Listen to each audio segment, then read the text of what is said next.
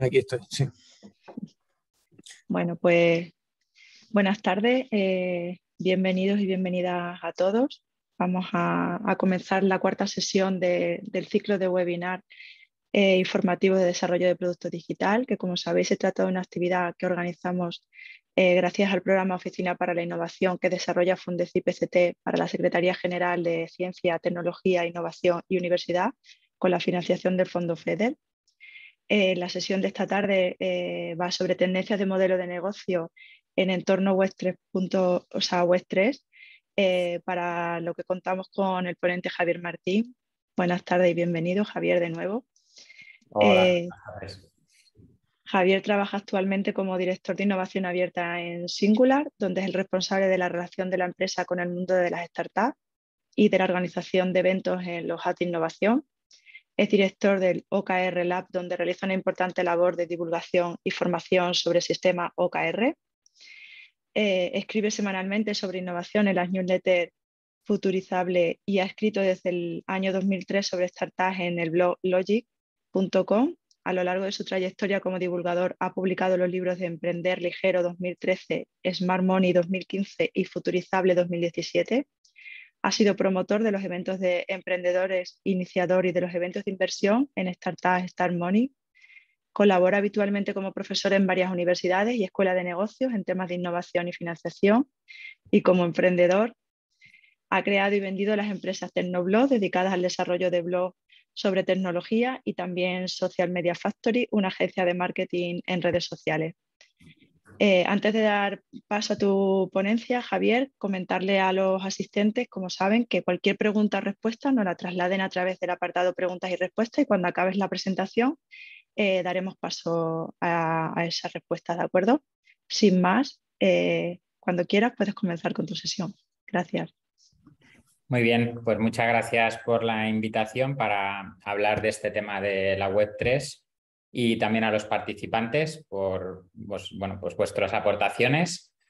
Voy a compartir una presentación para ir siguiendo un poco el ritmo de los temas que os quiero contar. Y bueno, como ha dicho Eva, pues podéis preguntar y si está relacionado con lo que estoy comentando, pues responderé a continuación y si no, bueno, al final de esta presentación tendremos un momento, un rato para preguntas y para debates si así lo consideráis oportuno. Bueno, me gustaría empezar planteando por qué estamos aquí. En primer lugar, a nivel particular, cada uno, qué es lo que nos gustaría aprender, qué es lo que nos gustaría llevarnos, cuál es nuestro objetivo dedicando este tiempo a aprender sobre algo tan novedoso y también a veces tan complicado o donde hay tanta incertidumbre sobre el futuro como es la Web3 y bueno, creo que en general podemos decirlo de todo lo que es la tecnología y la innovación. Bueno, ¿por qué estamos aquí cada uno? ¿Qué es lo que queremos aprender y qué es lo que nos gustaría llevarnos? Pero también voy a hacer un poco de historia de por qué hoy estamos hablando de Web3 y de dónde surge, qué es lo que hemos comprobado que hasta el momento funciona y que está validado, que está verificado que es real. Y luego veremos algunas de las oportunidades o de lo que es el futuro, de lo que está por venir o en lo que se está trabajando, lo que se está experimentando. Entonces, al respecto de por qué estamos aquí, es importante saber que estamos aquí porque en el año 2008 una persona llamada Satoshi Nakamoto escribió un artículo, un paper, hablando de Bitcoin, de lo que él tenía como idea de Bitcoin y del software que estaba desarrollando, que se publicó al poco tiempo y que básicamente pues es eso, como un software, pero que en este caso, como software, sirve para funcionar como dinero en efectivo y de manera electrónica a través de una red peer-to-peer o a través de intercambios peer-to-peer. Podemos estar más de acuerdo o menos de acuerdo al respecto de las ideas que hacen que Satoshi Nakamoto publique este paper y correspondientemente y posteriormente desarrolle el software, pero la realidad es que 13 años después Bitcoin se ha convertido en una alternativa real a el dinero que solemos manejar actualmente, el dinero que crean los estados, el dinero que se llama fiat, y que actualmente pues Bitcoin tiene una valoración y tiene una actividad y tiene un funcionamiento que está avalado por una serie de personas, por una comunidad, como veremos después, y que además ha generado todo un movimiento, toda una actividad a nivel de innovación, que es a lo que ahora llamamos la Web3. Por lo tanto, el primer argumento es Bitcoin es el inicio de todo lo que posteriormente podemos llamar la Web3, a la cual de hecho se llama la Internet del dinero o la Internet del valor, ahora después lo comentaremos, y correspondientemente es el dinero que se usa o debería usarse en esa Web3.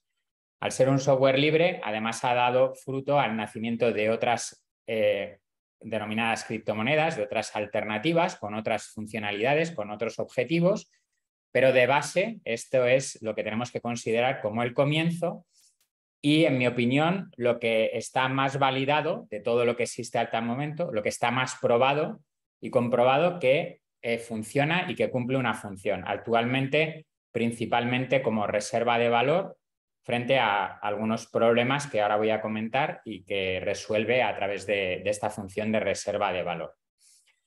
Pero bueno, os podéis preguntar si Bitcoin ha sobrevivido o ha funcionado durante 13 años, si realmente Bitcoin tiene futuro y si realmente Bitcoin puede llegar a convertirse en una alternativa de dinero efectivo electrónico, ¿no? Si realmente la Web3 prospera, si todo este movimiento que se está produciendo nos lleva a que exista un dinero alternativo al dinero fiat, un dinero especialmente pensado para ser utilizado en Internet o en el ciberespacio. Pues si esto es así, ¿qué razones tenemos para pensarlo? ¿Qué va a ocurrir? Bueno, en mi opinión, tendríamos una trayectoria a la que se ha sumado Bitcoin. Bitcoin no nace de la nada.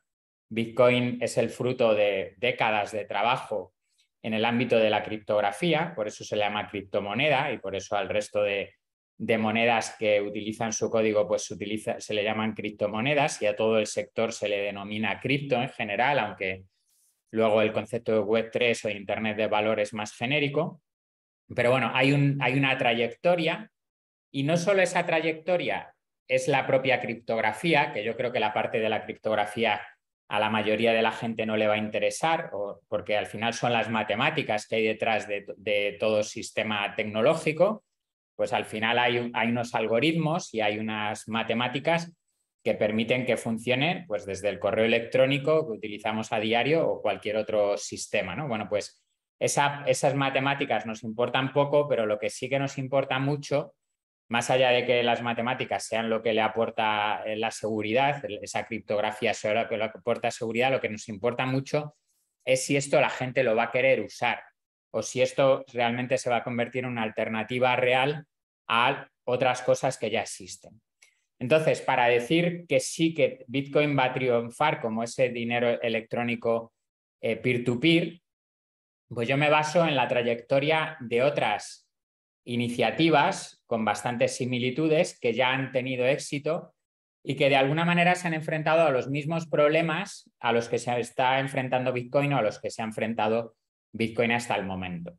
En primer lugar, todo lo que es el movimiento open source, todo lo que es el software de fuentes abiertas, no solo el software, hardware y otra serie de innovaciones que en lugar de ser propietarias, estar patentadas, estar protegido a nivel de que solo lo puede utilizar aquel que tiene un permiso, pues es un movimiento que fomenta el uso y la distribución de este software, facilitando pues, que cada vez haya más gente que lo pueda verificar, que lo pueda utilizar, que lo pueda modificar y adaptar en base a sus necesidades. Todo esto nace, bueno, no nace exactamente con Linux, pero se populariza con Linux, que es probablemente lo que más conocéis en el ámbito del software libre. Hay otras iniciativas anteriores de sistemas operativos libres, pero bueno, el más conocido es Linux. Y a raíz de esto, cada vez empieza a haber más software libre, cada vez empieza a haber más iniciativas de software libre, y he puesto algunas que son representativas de que han tenido que enfrentarse, pues, por ejemplo, en el caso de Linux, a todo el gigante que era Microsoft, hasta que ha acabado venciéndole, en el sentido de que hasta Microsoft utiliza Linux para un montón de cuestiones, y Microsoft ha acabado reconociendo que es mucho mejor el software libre que el software propietario. Y luego, por ejemplo, BitTorrent, que es ese icono morado, o la Wikipedia, WordPress, cada uno ha tenido que enfrentarse, pues, a industrias enteras. BitTorrent al mundo de la música, a la industria musical, Wikipedia a todo lo que es la industria del contenido, y WordPress a la industria de los medios de comunicación. Y todos ellos han sido denostados, atacados por el status quo, por aquellas organizaciones que tenían el liderazgo o que tenían el monopolio en cada momento de esas actividades, ¿no? ¿Y qué es lo que ocurre exactamente igual ahora mismo con Bitcoin? Bueno, pues que Bitcoin sobre todo es atacado por los políticos, atacado por los medios de comunicación, atacado por los que de alguna manera no les interesa que prospere algo basado en estos principios y en estos valores. Pero si la historia nos cuenta cómo los sistemas basados en software libre, en redes peer-to-peer, entre usuarios sin intermediarios, basados en comunidades que lo fomentan, lo promueven, lo mejoran, lo potencian, y también sistemas que han ido poco a poco resistiendo a la censura. A la Wikipedia se le criticaba porque no era verídico lo que ahí aparecía. A los blogs en WordPress se les criticaba porque ¿cómo es eso de que cualquier persona pueda decir lo que piensa y además ponerlo por escrito y que lo lea la gente además, ¿no?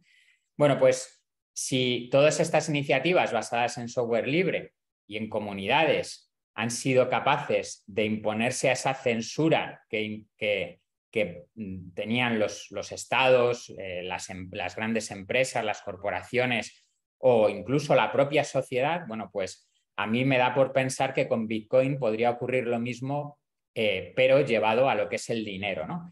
Fijaros que Linux rompe el sector del software, BitTorrent rompe el sector de la música y del cine, todo lo que es el sector cultural, Wikipedia el sector de la información, del conocimiento, y WordPress el sector de las comunicaciones, ¿no?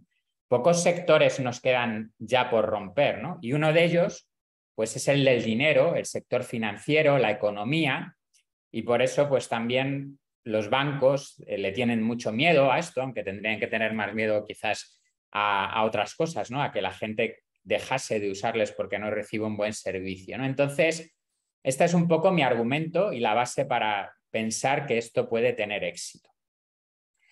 Bueno, una vez que pensamos o creemos que esto sí que va a funcionar, porque total, si no va a funcionar, ¿para qué molestarnos, ¿no? Podría ser un entretenimiento como otro cualquiera, pero bueno, yo prefiero dedicarme a entretenerme con otras cosas, pero bueno, como estoy convencido de que va a funcionar, pues quiero entender qué es esto de un dinero en efectivo electrónico peer-to-peer, ¿no? Bueno, como dinero o como todo buen dinero, Bitcoin aspira a convertirse en un medio de pago, que es esto, intercambio de dinero entre particulares, intercambio de valor. Yo presto servicios o vendo productos y hay gente que me paga con Bitcoin o yo le pago a esa gente con Bitcoin para hacer ese intercambio económico. Además, como un dinero debería ser reserva de valor, es decir, yo tendría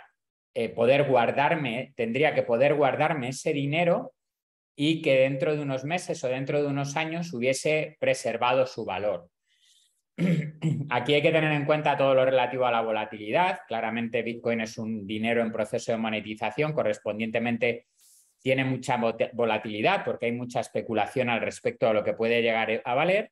Pero bueno, como sabéis, desde su creación ha tenido periodos muy importantes de un crecimiento enorme su precio, y luego hay otros periodos en los que baja el precio, pues como en todo activo, igual que le ocurre con las acciones de las empresas o con cualquier otro activo, pero la tendencia claramente es alcista, ¿no? En estos 13 años, pues ha pasado de valer céntimos de dólar a valer muchos miles de dólares. Correspondientemente, como reserva de valor al que a lo largo del tiempo ha decidido ahorrar en Bitcoin, si no ha pensado en venderlo al día siguiente, si es capaz de esperar meses o años porque es un ahorro, pues claramente es una reserva de valor. Luego, además, tiene una utilidad importante como protección contra la confiscación, pero luego eso lo veremos después.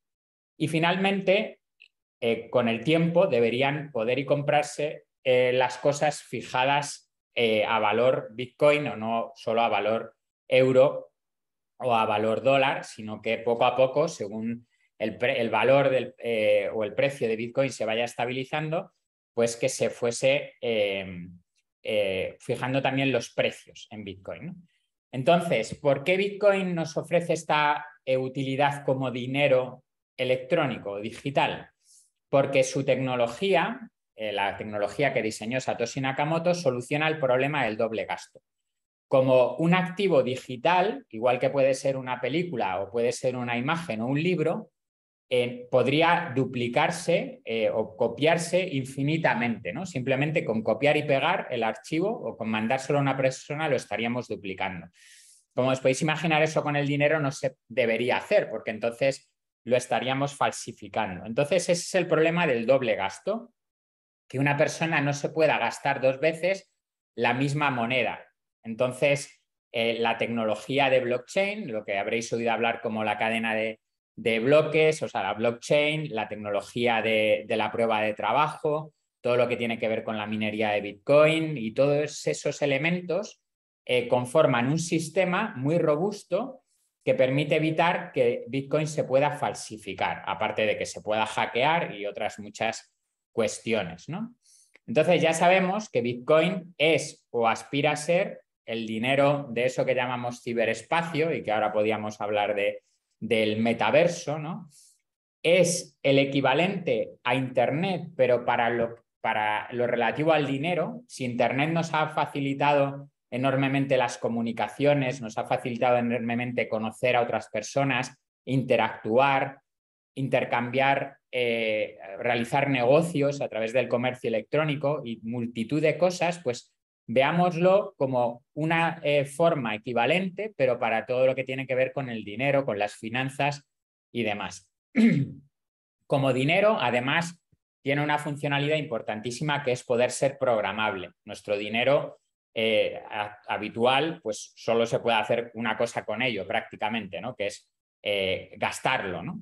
Se podría ahorrar si no tuviésemos la inflación, se puede prestar, pero claro, los tipos de interés son tremendamente bajos y correspondientemente no se rentabiliza mucho y se puede invertir. Lo que pasa es que es difícil invertir, ¿no? Y hay también mucho riesgo. Correspondientemente, lo que se busca con un dinero programable es que pueda cumplir muchas funciones más allá de las que cumple ahora mismo el dinero actual. Como reserva de valor, Bitcoin debería actuar como una especie de oro digital, una especie de oro que es mucho más fácil de transportar, de enviar, de custodiar, de dividir y al final de utilizar, ¿no? Como cualquier cosa digital, pues es mucho más fácil hacer la compra por internet que ir al supermercado, o es más fácil gestionar tu cuenta bancaria que tener que ir a la oficina bancaria, ¿no? Entonces, bueno, más fácil, más cómodo, más práctico, más útil, como lo queráis llamar, ¿no? También se habla de que Bitcoin es una moneda energética, es una moneda que permite almacenar el valor de la energía que generamos a través de nuestro trabajo, de nuestra capacidad de trabajo. Esto se refleja muy bien a través de lo que se denomina la prueba de trabajo, que es el mecanismo a través del cual se asegura la red y las transacciones. No voy a entrar aquí porque es un elemento bastante complejo, pero sí que os animo a estudiar o a leer al respecto de la prueba de trabajo y en general de todo lo que tiene que ver con el mecanismo de consenso que permite que funcione la red de Bitcoin. Y finalmente tiene grandes posibilidades de convertirse en un nuevo registro de la propiedad, un registro de la propiedad descentralizado en el que no son necesarios intermediarios, como puede ser un notario o como puede ser una institución, que avale que realmente nosotros somos los propietarios de algo, en este caso de dinero, pero que con el tiempo se podría también quedar registrado que somos propietarios de otras muchas cosas, no solo de dinero, sino también de otro tipo de bienes. A través de todas estas funciones, de cómo funciona la tecnología y de toda la comunidad que lo respalda, de todo el sistema, de todo el entramado que se ha ido generando a través de esta tecnología y todas las personas que lo apoyan, podemos decir que Bitcoin se ha convertido en un nudo gordiano, que es un nudo que no se puede romper, que es prácticamente imposible de romper, gracias a sus incentivos entrelazados. ¿Los incentivos qué es? Lo que hace que la gente le valga la pena participar, aportar trabajo, aportar valor, dedicar tiempo, dedicar su inteligencia. ¿Y qué pasa cuando esos incentivos los entrelazamos entre ellos? No solo incentivos económicos, sino otros muchos incentivos relacionados, por ejemplo, con la libertad, la autonomía u otra serie de aspectos. Bueno, pues que un incentivo puede tener una fuerza, pero cuando entrelazamos los incentivos como si fueran cuerdas que entrelazamos entre ellas, pues cada vez se hace más resistente esa cuerda, ¿no? Es mucho más resistente una trenza formada por muchas cuerdas que una sola cuerda por separado, ¿no? Entonces, esos incentivos que tiene Bitcoin para funcionar y para que la gente participe y forme parte de ello, es lo que hace que podamos decir que es un nudo gordiano, un nudo tremendamente difícil de romper, ¿no? Y como nudo gordiano, como algo basado en unos incentivos tan fuertes y tan potentes, con el tiempo debería convertirse en lo que atrae o en lo que acaba depredando o convirtiéndose en una especie de agujero negro que atrae el valor del resto del dinero que existe en el mundo. Si consideramos que el dinero que hay en el mundo tiene un valor y de repente surge un dinero que es mejor por cómo está diseñado, por cómo funciona, por los incentivos que tiene, por quién lo controla, pues eso hace que acabe supuestamente, si se cumple lo que se espera al respecto, pues es que acabe acaparando el valor que tiene el resto de los dineros que tienen unos problemas que ahora vamos a comentar y que cada vez están más en entredicho, especialmente actualmente debido a la inflación, y que precisamente, pues eso fue una de las razones por las cuales Satoshi Nakamoto decidió crear Bitcoin y sobre todo crear Bitcoin con una emisión limitada de 21 millones de monedas, que es todo lo contrario, es la antítesis del dinero con el que trabajamos actualmente o con el que funcionamos actualmente, que no tiene límites, que se puede imprimir todo el que haga falta y más si así lo quieren los políticos, ¿no?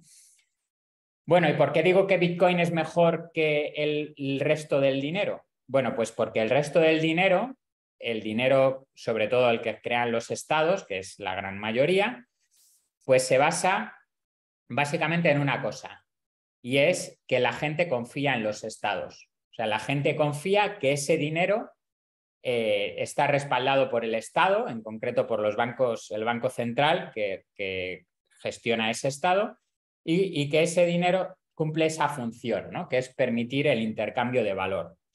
La reserva de valor cada vez está más en entredicho por el tema de la inflación, porque bueno, parecía que la inflación no era un problema cuando era de un 2 o un 3%, estaba controlada, pero ya hemos visto en muchísimos países cómo se puede descontrolar. A lo largo de la historia, en todos los países se ha acabado descontrolando y actualmente, de hecho, es lo que estamos sufriendo, ¿no? Pero, ¿qué ocurre si además de ser un dinero que es escaso porque no se puede emitir más dinero de los 21 millones que están en el código? ¿Qué ocurre si además de que es escaso cumple muchísimas otras funciones que no cumple el dinero fiat? Bueno, pues que al final acaba siendo algo muchísimo mejor y que en el momento en el que la gente lo entienda y la gente considere que tiene que empezar a utilizarlo, pues lo lógico será que esto se convierta pues, en una gran tendencia que acabe, como os digo, acaparando el valor de otros muchos bienes, ya sea del dinero o de inversiones o de otros muchos bienes, ¿no?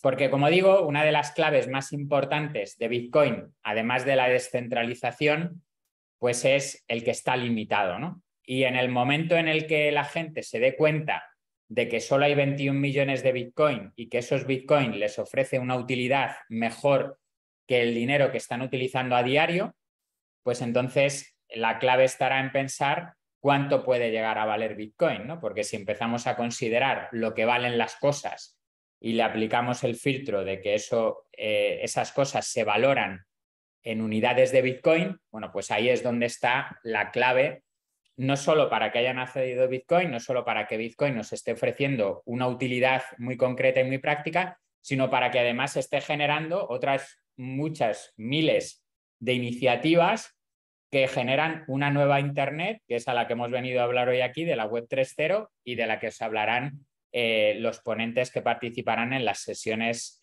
siguientes, ¿no? Bueno, entonces, una vez que nos hemos enterado de qué es esto de Bitcoin y por qué vale la pena considerarlo, pues tenemos que empezar a pensar en cómo formar parte de ello, ¿no? Y la manera inicial y original de formar parte de Bitcoin es creando Bitcoin. Por eso y la minería es parte del proceso, consiste en generar los nuevos Bitcoins hasta que alcancemos ese número de 21 millones.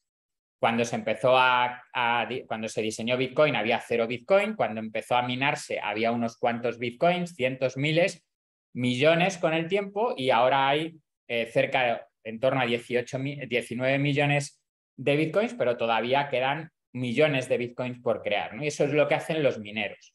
La minería es un sistema competitivo y correspondientemente pues requiere de una inversión, pero es cierto pues que vale la pena como opción si quieres apostar por ello y lo estudias y te convences de la importancia que tiene esto, pues es una opción para conseguir Bitcoin. Otras personas cobran por sus productos o servicios a través de Bitcoin. Esto es lo ideal porque acabará generando una economía. Cada vez hay más gente que cobra su sueldo en Bitcoin, cada vez hay más gente que cobra por sus servicios en Bitcoin o vende sus productos a través de Bitcoin. Y esto generará una economía en la que poco a poco pues cada vez habrá más actividad, y que es la pura lógica que nos llevaría que Bitcoin se convierta en medio de intercambio y en unidad de cuenta, y que no solo estemos pensando en Bitcoin como una inversión o como una reserva de valor.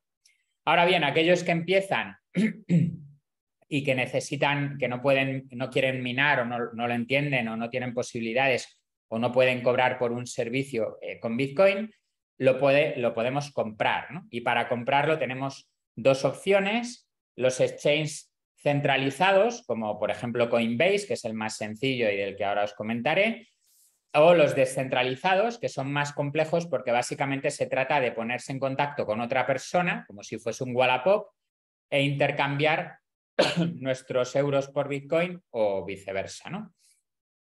Una vez que compramos el Bitcoin, yo desde luego os recomiendo los descentralizados, por eso he puesto ahí pues, cosas como Relay, Hodl o RISC o BISC, pero necesitaremos una wallet, que es donde se van a guardar las claves que nos dan el acceso a las partes de Bitcoin que hayamos comprado, que es lo que se denominan satoshis, que son las pequeñas partes en las que se divide cada Bitcoin, ¿no? Para ello necesitaremos una wallet. Los Bitcoins realmente están almacenados en la cadena de bloques, es decir, no están guardados en una wallet, están a buen recaudo en una cadena de bloques en la blockchain descentralizada, repartida en miles o cientos de miles de nodos, que son los que aseguran la red, pero nuestras claves están dentro de una wallet, que es un software que puede estar en nuestro ordenador, puede estar en un móvil o incluso en un hardware específico para ello, que son lo que se denominan las cold wallet, y que como cold wallet, como billetera fría, está aislada de Internet. Es como una especie de pendrive que podemos dejar aislado de Internet para evitar posibles hackeos y que alguien accede a nuestras contraseñas. Y luego, ¿cómo podemos usar Bitcoin? ¿O para qué vamos a usar Bitcoin? Pues, como he comentado, para ahorrar por el problema de la inflación, por ejemplo, o porque veamos que es una buena apuesta de futuro. Para invertir, si consideramos que no solo puede ser una buena opción de ahorro, sino que además se va a revalorizar mucho su precio, o para gastarlo, ¿no? Y para ello pues existen servicios como Bitrefill, que te permite comprar todo tipo de cosas usando Bitcoin, o hay cada vez también más tiendas que permiten comprar cosas con Bitcoin, ¿no? Bueno, y probablemente, y voy a ver ahora el tema de preguntas para ver si hay algo que podamos comentar. Paralelamente, quizá la duda que más tiene la gente cuando llegado a este punto es, bueno, ¿y cómo me fío de todo esto? ¿Quién respalda realmente Bitcoin? No hay ningún banco, no hay ningún estado, no hay ninguna empresa. Y así es, no hay nadie detrás. De hecho, hasta Satoshi Nakamoto desapareció. Esperamos que fuese voluntariamente, no que le hiciesen desaparecer, pero la realidad es que Bitcoin no lo respalda nadie específicamente, solo lo respaldan miles o cientos de miles de personas que trabajan mejorando el software o que trabajan teniendo su propio nodo en su casa, o haciendo la minería, o divulgándolo, o creando startups basados en la tecnología de Bitcoin. Por lo tanto, no lo respalda nadie, pero lo respalda muchísima gente. No hay ningún banco, no hay ningún estado al que reclamar, pero sin embargo hay miles de personas, yo diría cientos de miles de personas involucradas en que esto tenga éxito y se convierta en una alternativa real al dinero de los estados. Por lo tanto, este sería el dinero de la comunidad, el dinero social, ¿no? ¿Y por qué tenemos que empezar a cambiar la mentalidad y ver que realmente el dinero de los estados es un problema y debemos tener alternativas para ese problema? Bueno, pues en mi opinión, básicamente por la inflación, en primer lugar. En segundo lugar, por el riesgo de confiscación. Pero bueno, no quiero asustar a nadie. Lo de la inflación espero que ya estéis asustados, así que no es mi culpa. Entonces, si ya estáis asustados con el aumento de los precios, es muy importante que sepáis que el aumento de los precios, que es algo que los políticos llaman inflación, bueno, los políticos y los periodistas, realmente no es la inflación. La inflación real es la impresión de dinero por parte de los bancos centrales, es decir, la creación de dinero sin que esté respaldado por un aumento de la riqueza, y correspondientemente la devaluación del dinero que tenemos todos en el bolsillo o en el banco. ¿Qué es lo que ocurre cuando no crece la economía? Que es de hecho lo que lleva ocurriendo en los últimos años, y sin embargo cada vez hay más dinero. ¿Qué es lo que ocurre, por ejemplo, cuando hay una pandemia, nos quedamos todos encerrados en casa, correspondientemente la economía se va al traste y la respuesta de los bancos centrales o de los estados es imprimir más dinero?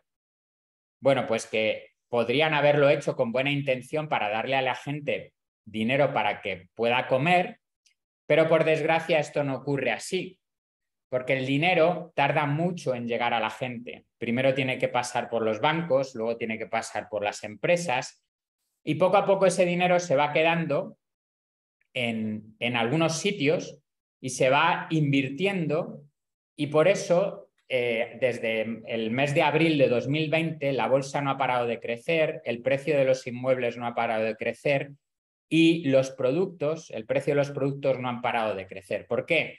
Porque si le das dinero a la gente que más dinero tiene, porque son los que tienen avales, que pueden recibir préstamos, y no le puedes dar dinero a los pobres porque no tienen avales para justificar que lo van a poder devolver, entonces tenemos un problema, ¿no? ¿Qué es lo que ha generado la política económica en los últimos años? Pues que cada vez haya más pobres y que cada vez haya más ricos, ¿no? Cada vez ricos más ricos y cada vez pobres más pobres.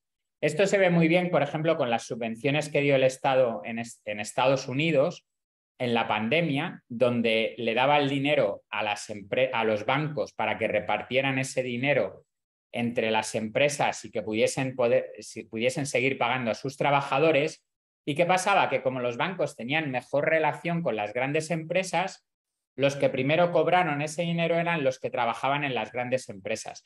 Casualmente, me atrevo a decir que los que trabajan en las grandes empresas quizá ganen más que los que trabajan en las pequeñas empresas, el dinero llegó más tarde a las pequeñas empresas, correspondientemente muchísimas empresas quebraron.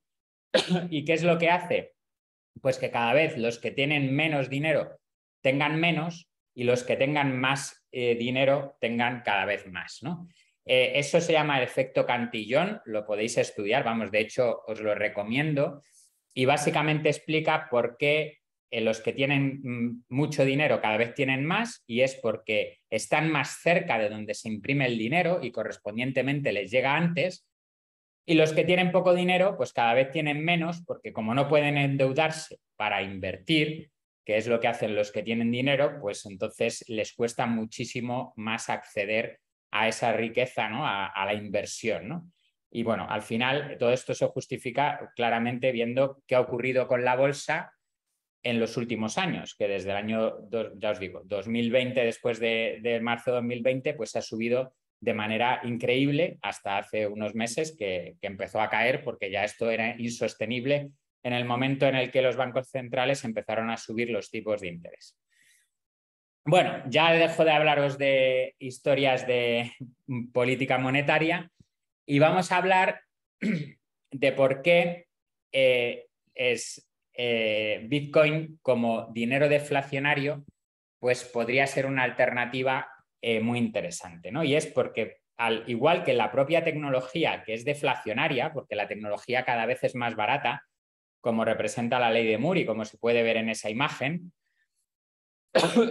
pensar en el coste de todos los dispositivos de la imagen superior, el ordenador, la cámara, la PDA y todo eso, pueden ser varios miles de euros, y ahora un smartphone con Android de alguna marca como Xiaomi, por ejemplo, pues puede costar unos cuantos cientos, ¿no? Me atrevería a decir quizá 10 veces menos o 5 veces menos, y no han pasado tantos años, han podido pasar 10, 15 años entre la imagen superior y la inferior, ¿no? Eso es lo que refleja la ley de Moore, la tecnología es deflacionaria y probablemente el que en los últimos 20 años no hayamos tenido inflación en Occidente es precisamente por la tecnología, porque si hubiese sido por la política monetaria, pues estaríamos como estamos ahora, pero la tecnología ha llegado a un momento donde ya su capacidad de abaratar costes pues ha tocado el techo, ¿no?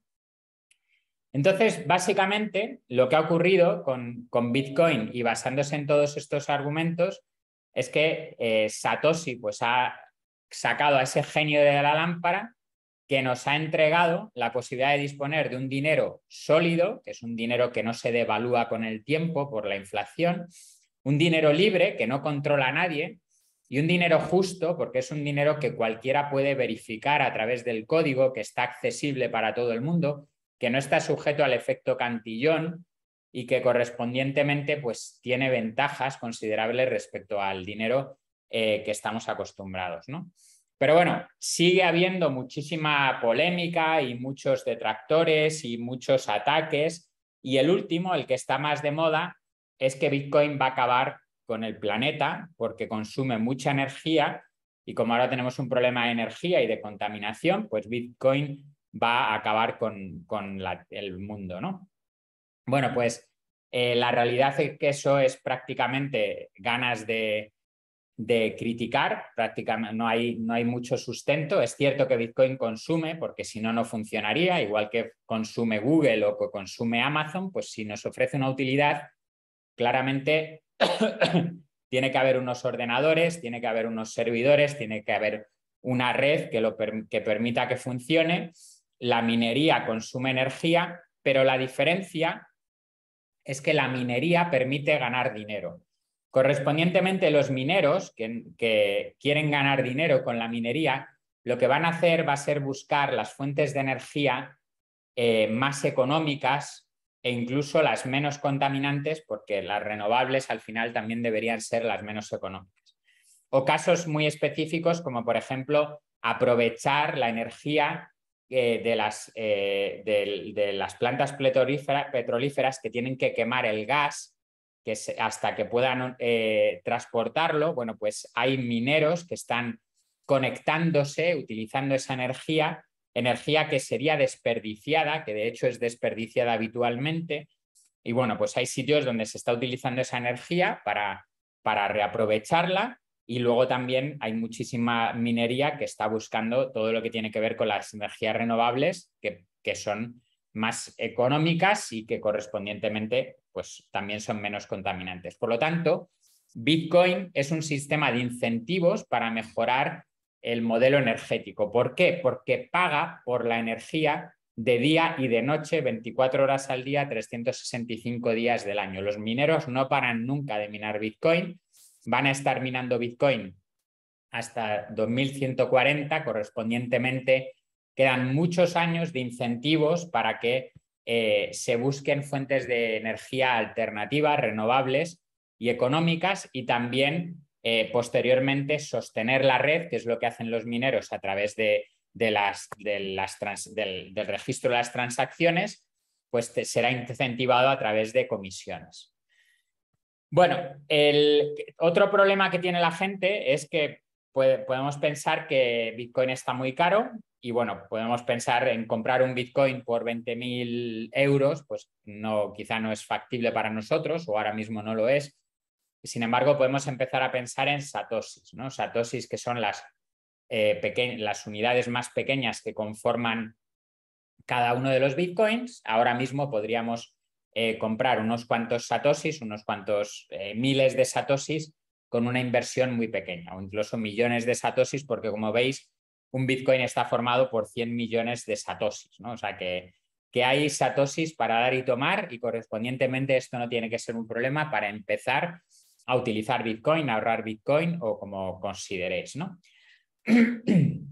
Bueno, y entonces, si ya sabemos lo que es Bitcoin, ya sabemos por qué nos importa Bitcoin y por qué nos interesa o por qué debería interesarnos, vamos a ver qué es lo que viene después y qué es lo que ha generado Bitcoin posteriormente, ¿no? Bitcoin, como os digo, ya está validado durante 13 años en funcionamiento, ha sido atacado, ha sido criticado y resiste, y a partir de ello se han ido generando muchas criptomonedas. Supongo que habéis oído hablar de Ethereum o de Litecoin o de otras muchas, que yo las veo como el departamento de innovación de Bitcoin. Son los que inventan cosas nuevas, los que crean cosas nuevas, los que se inventan las DeFi, las finanzas descentralizadas, los NFTs, los tokens no fungibles, los metaversos u otras muchas cosas que vamos a ver a continuación, ¿no?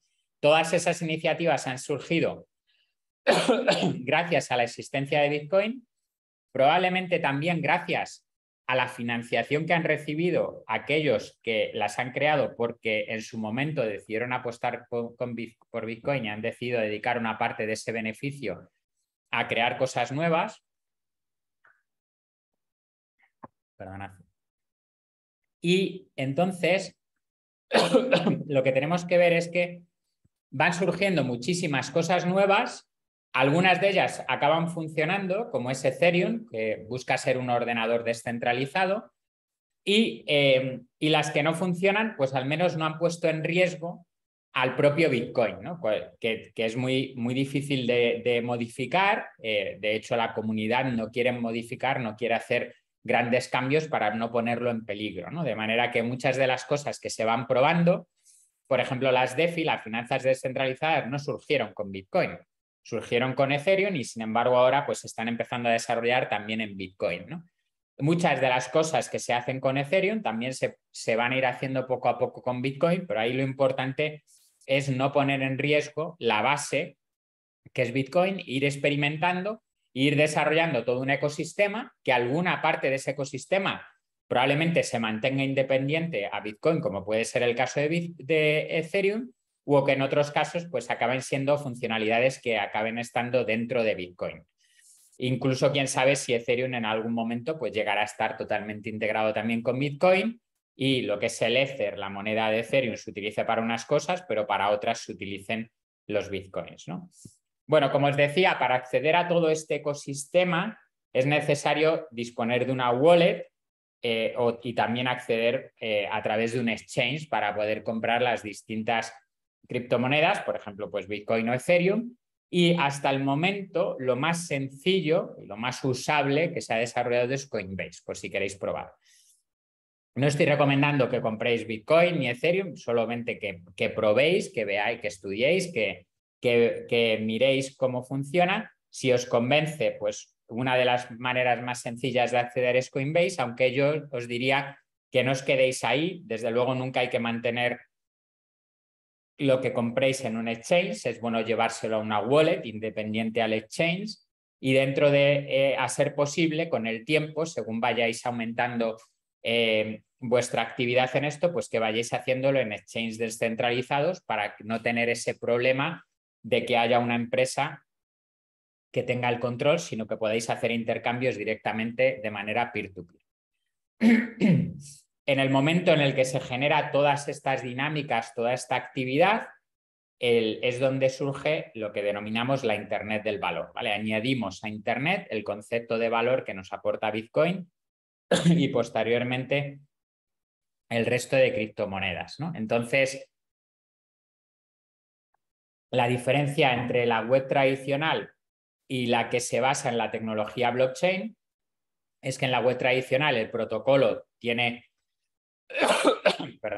tiene muy poca visibilidad y sin embargo en el ámbito de blockchain el propio protocolo que es blockchain pues tiene mucha visibilidad, tiene muchas funcionalidades, se invierte mucho en ello y luego donde se está trabajando ahora es en el desarrollo de la capa de aplicaciones. Han surgido muchísimas aplicaciones, pues por ejemplo el navegador en el que estoy haciendo yo esta presentación es Brave, que es una alternativa basada en blockchain, una alternativa a Chrome, y como eso, pues han surgido alternativas a diferentes sistemas de los que utilizamos a diario y todos ellos basados en la tecnología blockchain, algunos de ellos o muchos de ellos basados también en la tecnología Ethereum y que pues promueven estas ideas de la descentralización que son alternativas a modelos muy centralizados como son los que tienen Google o Amazon o Facebook, que son empresas controladas pues, por una única empresa, ¿no? Como os decía, Ethereum es la siguiente gran iniciativa en todo este ámbito de la Web3. Si Bitcoin es el dinero descentralizado,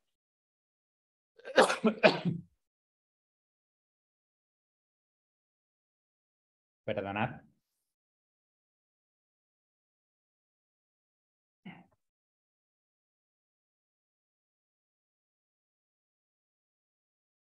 Si Bitcoin es el dinero descentralizado, lo que pretende hacer Ethereum es convertirse en un ordenador descentralizado. Podríamos decir que recoge las ideas de la descentralización, reutiliza el software y mejora ese software para introducir otras funcionalidades y nos plantea la posibilidad de que podamos tener unas funcionalidades que no estaban disponibles en Bitcoin, ¿no? ¿Y cuál es la primera funcionalidad que permite desarrollar Ethereum? La posibilidad de poder crear de una manera bastante sencilla y rápida tokens, ¿no? Al final, vamos a ver, por ejemplo, el ejemplo de la feria, ¿no? Cuando tú vas a una feria, normalmente pues llevas dinero, llevas euros en el bolsillo y cuando tienes que utilizar las atracciones no pagas, no las utilizas directamente con ese dinero, sino que lo cambias por unas fichas, por unos tokens que te permiten acceder a ese servicio, ¿no? Entonces, lo mismo ocurre cuando en el ámbito de la Web3 quieres acceder a determinados servicios, tienes que comprar los tokens que permiten hacer funcionar esos servicios, ¿no? De esta manera, pues es como el concepto de token, aunque tiene otras opciones, otras funcionalidades, pues se entiende para si lo que quieres es acceder a un servicio de finanzas descentralizadas, por ejemplo, préstamos entre particulares, pues utilizar el token correspondiente que ha desarrollado esa empresa o esa iniciativa. Si lo que quieres es acceder a otros servicios, perdón.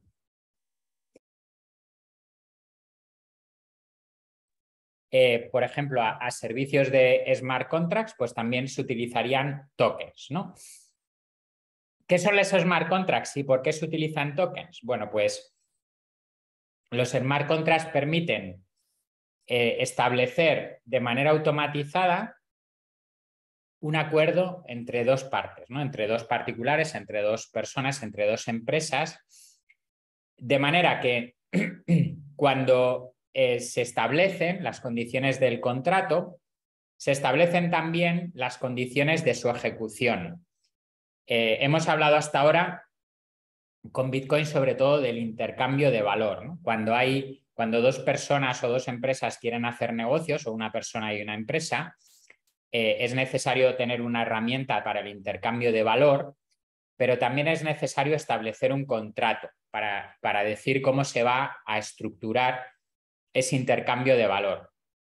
Bueno, pues igual que cuando alquilamos una casa, firmamos un contrato de alquiler en el que aparecen unas cláusulas, unas condiciones.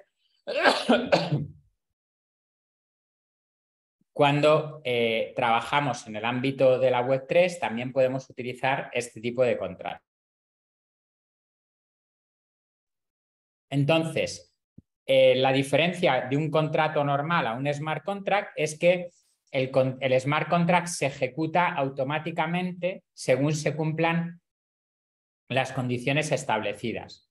Por ejemplo, si utilizamos un smart contract para hacer un préstamo en el ámbito de las finanzas descentralizadas, se establecen unas condiciones de devolución de ese préstamo, el préstamo se va devolviendo y según se va devolviendo, se va quedando registrado en el smart contract y una vez que todo el préstamo se ha devuelto con los intereses correspondientes, ese contrato finaliza, ¿no? Digamos que se ejecuta porque ya ha terminado lo que se había establecido en ese contrato, ¿no? Entonces, los smart contracts es lo que permite programar cosas con tokens. Incluso los propios tokens se programan con smart contracts. ¿Cómo funciona cómo funciona el token? Por ejemplo, volviendo al caso de los coches de choque, pues tendríamos la idea de que el smart contract regula, por ejemplo, cuánto tiempo puedes estar utilizando un coche de choque.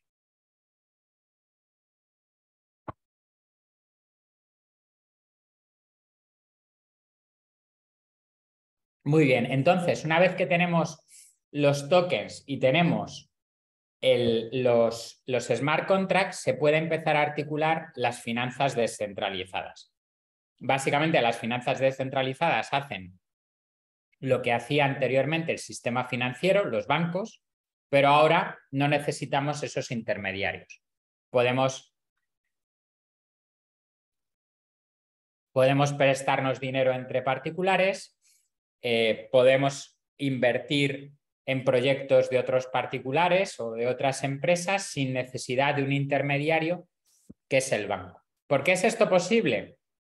Bueno, porque existe una única base de datos descentralizada que es la blockchain. Bueno, cada una de estas iniciativas es, pues Bitcoin tiene su base de datos descentralizada, Ethereum tiene su base de datos descentralizada y en ella quedan registrados, en esas bases de datos, quedan registradas las operaciones y los smart contracts que regulan las interacciones que se producen entre los diferentes usuarios, los diferentes agentes que participan.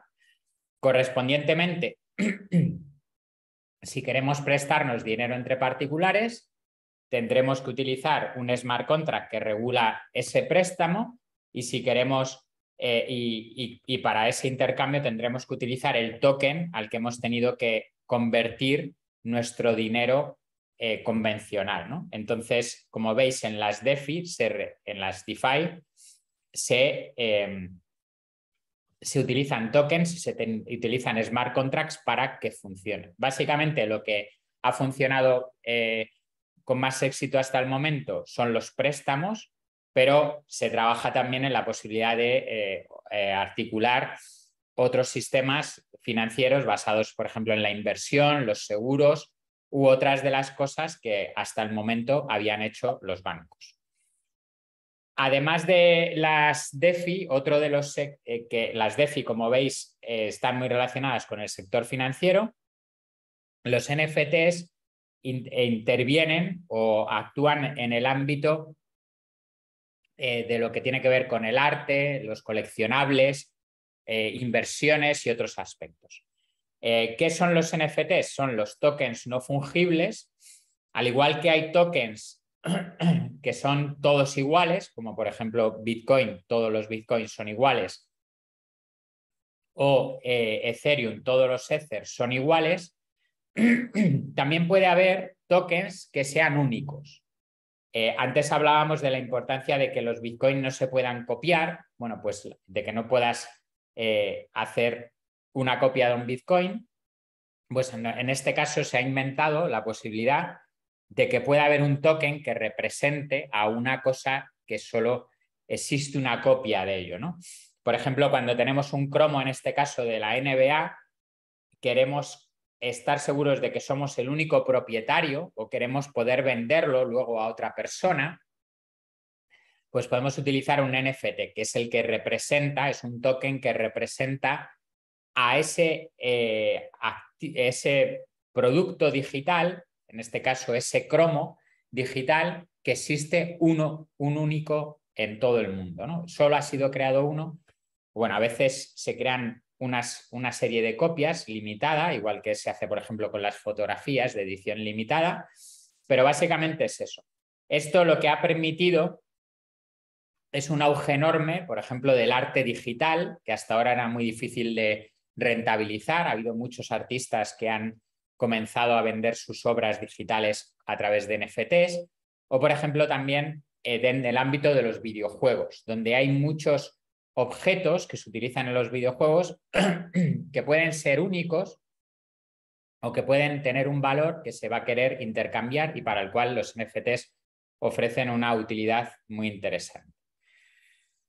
Otra de las iniciativas o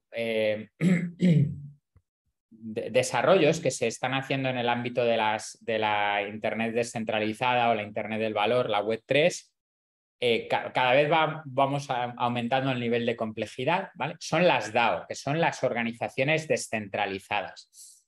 Al igual que podemos tener una cadena de bloques descentralizada, podemos tener un dinero descentralizado, un ordenador descentralizado, podemos escribir en esa cadena de bloques descentralizada contratos que se ejecutan automáticamente. También podemos llegar a construir organizaciones que funcionan de manera descentralizada. Para ello, como os podéis imaginar, son fundamentales los smart contracts, que son los que regulan el funcionamiento de esas organizaciones. A través de esos smart contracts se puede votar las decisiones que plantean los que dirigen esa asociación. A través de esos smart contracts se pueden articular la relación entre los diferentes agentes que participan en la organización, como pueden ser los accionistas, como pueden ser los trabajadores o los directivos. Correspondientemente, en una DAO todo está articulado a través de smart contract y muchas de las cosas se automatizan.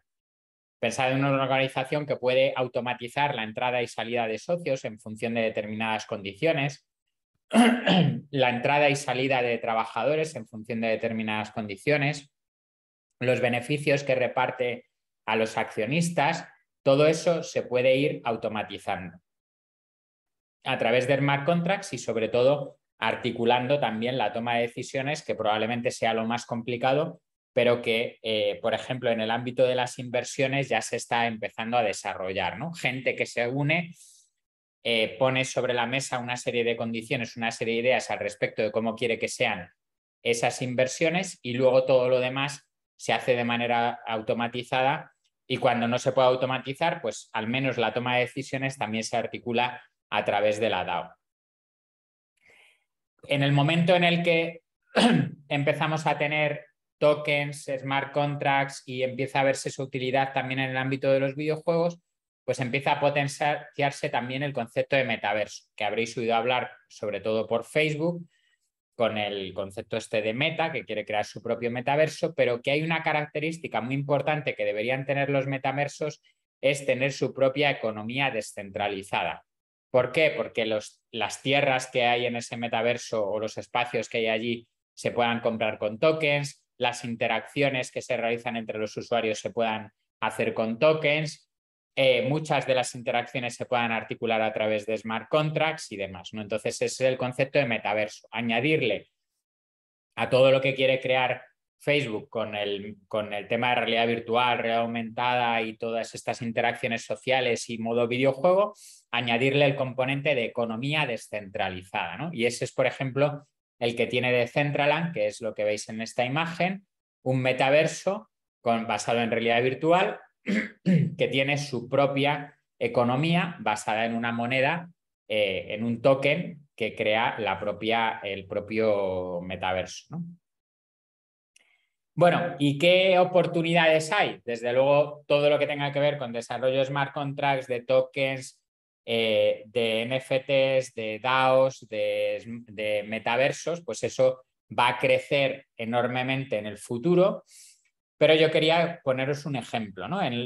Si recordáis, al principio hemos hablado del registro de la propiedad como una de las oportunidades y ¿por qué no construir un registro de la propiedad descentralizado? Bueno, pues una de las empresas con las que yo colaboro, que se llama Visualeo, utilizando blockchain y los smart contracts, permite generar prueba legal basada en unas evidencias visuales, imágenes, documentos, la geolocalización del móvil, condiciones ambientales que capta el móvil y una serie de metadatos que quedan reflejados en ese smart contract, que ese smart contract queda registrado en la blockchain y puede llegar a convertirse en un registro de propiedad alternativo a los que existen actualmente. De hecho, pensad que hay muchos países que no tienen registro de la propiedad, o sea que empezar a desarrollar este tipo de iniciativas es muy interesante. Y hablando de muchos países que no tienen registro de la propiedad, otra de las cosas que no tienen muchos países es bancarización, ¿no? Un sistema bancario, un sistema económico que permita pues, hacer muchas de las cosas de las que hemos estado hablando, ¿no? Y por eso me gusta especialmente esta iniciativa que se llama RSK, que busca dotar de herramientas a muchas personas que viven en muchos países donde no tienen una tarjeta de crédito, una cuenta bancaria, la posibilidad de pedir préstamos, pero lo que sí que tienen es un smartphone, porque la penetración de los smartphones es enorme en la mayoría del mundo. Todo el mundo quiere estar conectado a través de WhatsApp, todo el mundo quiere estar conectado a través de Facebook y eso ahora lo podemos hacer que pase a ser no solo una cuestión de comunicaciones y entretenimiento, sino también una cuestión de educación financiera y búsqueda de la prosperidad económica para la gente. Bueno, eso era lo que quería comentaros. He dejado un tiempo para preguntas. He visto aquí en el chat, antes he intentado entrar, pero no se me abría. Y entonces, si queréis, comentamos o las preguntas que hay por aquí. Perdonad las interrupciones de la tos, que he estado resfriado y siempre se me acaba provocando la tos, pero bueno, vamos a hablar, a ver qué os ha parecido, qué preguntas tenéis.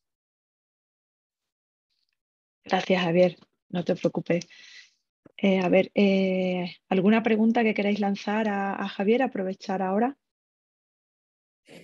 De momento no tenemos todavía ninguna por preguntas y respuestas, pero si alguien quiere que le abra el micro, voy a aprovechar mientras que se piensa en alguna pregunta en lanzar el cuestionario de satisfacción, ¿vale? Como sabéis, se tarda poquito tiempo en completarlo. ¿Alguna duda que os haya surgido de la charla? Aquí hay una sobre la inflación. En el chat. Claro, en el chat sí. Pero es más comentario que a qué se debe que haya una inflación tan gigantesca en Venezuela. Sí, bueno, en Venezuela específicamente no lo sé, pero en general, pues y en Venezuela, en Argentina, en Turquía y en muchísimos sitios, ¿no? Esto es un tema, y de hecho aquí el compañero hace referencia a que la inflación no es solo porque se imprima mucho dinero, sino también porque haya escasez, ¿no? Lo cual hace que se complique mucho el tema. Pero creo que si llevan muchas décadas explicándonos que la inflación es solamente que los precios de los productos crecen por arte de magia o porque, no sé, de repente a todos los empresarios les da por subir el precio de los productos. Y además, fijaros qué casualidad que a todos los empresarios les dé por subir el precio de los productos todos los años un 2%, ¿no? De media, que era lo que se venía cumpliendo durante décadas, ¿no? Eso pues es un poco raro, ¿no? Igual que puede ser raro lo que yo he dicho, pero creo que tenemos que empezar a pensar un poco en el concepto de la capacidad que tenemos de generar riqueza y cómo el dinero debe ser un reflejo de esa riqueza que generamos o no, ¿no? O sea, si al final tenemos una capacidad de generar riqueza, pues esa riqueza tiene que ser intercambiada entre los que la generan y los que lo consumen, ¿no? Para eso tenemos una herramienta que es el dinero y el dinero debería también cumplir esa función de reflejar la riqueza. Pero si resulta que hay países que cada vez son más pobres por malas políticas económicas o por lo que sea, y no paran de imprimir dinero, correspondientemente cada vez se va alejando más la cantidad de dinero disponible respecto de la riqueza que existe en el país, pues es lógico que las inflaciones se disparen de manera tan brutal como en Venezuela, en Argentina o en otros países. Pero lo que ha pasado aquí, pues al final es un indicio de esta situación, ¿no? ¿Qué es lo que ha ocurrido desde el año 2020 con el inicio de la pandemia? Pues que si normalmente el dinero que había disponible era 10, 20, 30 o 50 veces la riqueza que era capaz de generar un país, bueno, pues ahora eso se ha multiplicado por 3, por 5, por 7, dependiendo el país, ¿no? O sea, ha aumentado significativamente la cantidad de dinero disponible. ¿Por qué? Porque los bancos centrales han considerado que tenían que incentivar la economía. Pero como os he dicho, pues ese incentivo no ha ido a parar a que la gente gaste, sino que la gente invierta. Y correspondientemente, donde más han aumentado los precios es en las acciones, en la inmobiliaria, en productos que se pueden rentabilizar a lo largo del tiempo, y paulatinamente todo eso, todo ese exceso de dinero ha ido generando un aumento en la demanda de bienes y servicios que ha hecho que la oferta pues suba su precio, ¿no? Entonces, a más dinero para gastar, pues es lógico que el que vende los productos considerando la escasez que se comentaba por ahí, pues que suba los precios para poder hacer frente a ese aumento de la demanda, ¿no? Entonces, la situación es esa y entonces hay quien piensa que un dinero que no se pueda manipular de esa forma, pues puede ser una buena opción. Creo que no hay más comentarios. No, de momento no. ¿Os animáis a lanzar alguna pregunta? Yo tenía una pregunta para Javier y un poco de reflexión también para compartir con los participantes, ¿no? Bueno, el paso un poco de la evolución de la Internet desde la web 2.0, la web semántica y ahora ya en plena descentralización de la web 3. Desde el punto de vista de la creación de contenido, por ejemplo, bueno, hemos visto que has comentado el tema de los NFT y la tokenización, las DAO y demás.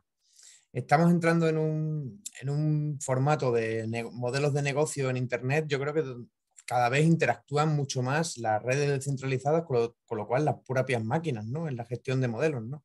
Antes, por ejemplo, el éxito de un modelo de negocio podría tener la tecnología no era como tan determinista, ¿no? Al final tenías que tener un buen producto, tenías que tener un buen discurso desde el punto de vista de marketing y al final el cliente te podía... A lo que voy es que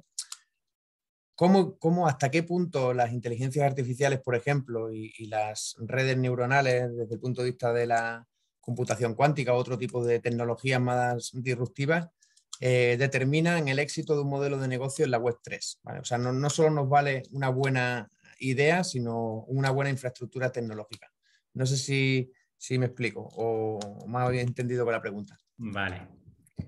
Bueno, Sí, de lo que decías al principio sí que es importante retomarlo porque es cierto que no he profundizado mucho el tema del contenido, ¿no? O sea, si se habla de Internet del valor, he dicho antes que los creadores de contenido digital, especialmente de arte digital, pues han aprovechado mucho los NFTs, pero también los creadores de contenidos en general pueden aprovechar mucho de lo que es cobrar en tokens o cobrar en Bitcoin o lo que corresponda, ¿no?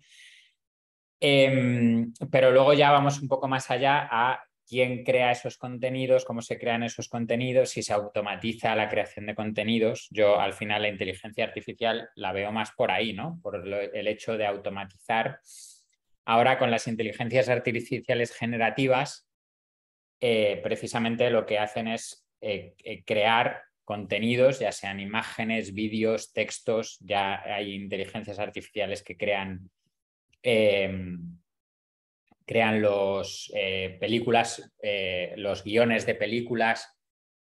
¿Y qué es lo que, bueno, qué es lo que nos hace pensar esto? Por ejemplo, yo le veo muchas posibilidades a la que inteligencia artificial pueda crear smart contracts, ¿vale? ¿Cómo se crea un smart contract? Pues necesitamos básicamente a un programador y a un abogado, ¿no? ¿Para qué? Para que pongan por escrito, por un lado el programador escriba el código del smart contract, porque es al final un programa informático, y por otro lado el abogado ponga por escrito si no estamos poniendo ninguna barbaridad dentro del contrato, si estamos cometiendo alguna ilegalidad o estamos haciendo algo que pueda ponernos en riesgo, ¿no? Entonces, una inteligencia artificial, de hecho creo que ya hay varias iniciativas al respecto, podría crear smart contracts como funcionan las inteligencias artificiales generativas, dándole instrucciones, ¿no? Quiero crear un smart contract que contemple determinadas circunstancias, que sirva para tal cosa y que evite incumplir la ley, ¿no? De manera que la inteligencia artificial se tendría que leer la ley correspondiente a lo que se está haciendo, pero se podría firmar un smart contract de una compraventa entre particulares, de un alquiler entre particulares, de un préstamo entre particulares. Todo ello creado por una inteligencia artificial. Luego, lo que hay que ver también con las inteligencias artificiales generativas es si podemos tener nosotros hemos visto, por ejemplo, hemos tenido en eventos de artistas digitales que crean NFTs con inteligencia artificial, ¿no? Entonces yo creo que ahí también hay mucho recorrido, ¿no? Porque al final esas personas están creando cosas nuevas y todas esas cosas nuevas se pueden articular también a través de tokens para lo que es la transferencia del valor entre ellos, en smart contracts para la propiedad, bueno, muchísimas cosas, ¿no? O sea que yo sí que veo relaciones entre la inteligencia artificial y en este caso la Web3. Creo que ahora mismo no hay esa gran vinculación como sí que, por ejemplo, hay entre la inteligencia artificial y la computación cuántica, porque la computación cuántica se utiliza para generar potencia de cálculo para la inteligencia artificial. Pero bueno, sinergias hay y al final tenemos que verlo como un todo, ¿no? Que al final es Internet, la informática, y cuanto más provecho podamos sacar de todo ello, muchísimo mejor. Muy bien, gracias. Gracias a ti, Anto. Muy bien.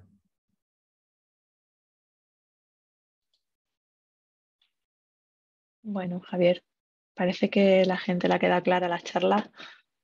Muy bien. O sea Pues que nada, yo a creo vuestra que sí. disposición. Si nadie más quiere preguntar nada, pues vamos a dar por finalizada la sesión. Y nada, recordaros que el próximo jueves, tenemos ya la sesión número 5, ¿vale? Que sería monetizando la Web3, cómo ganar dinero en la web descentralizada.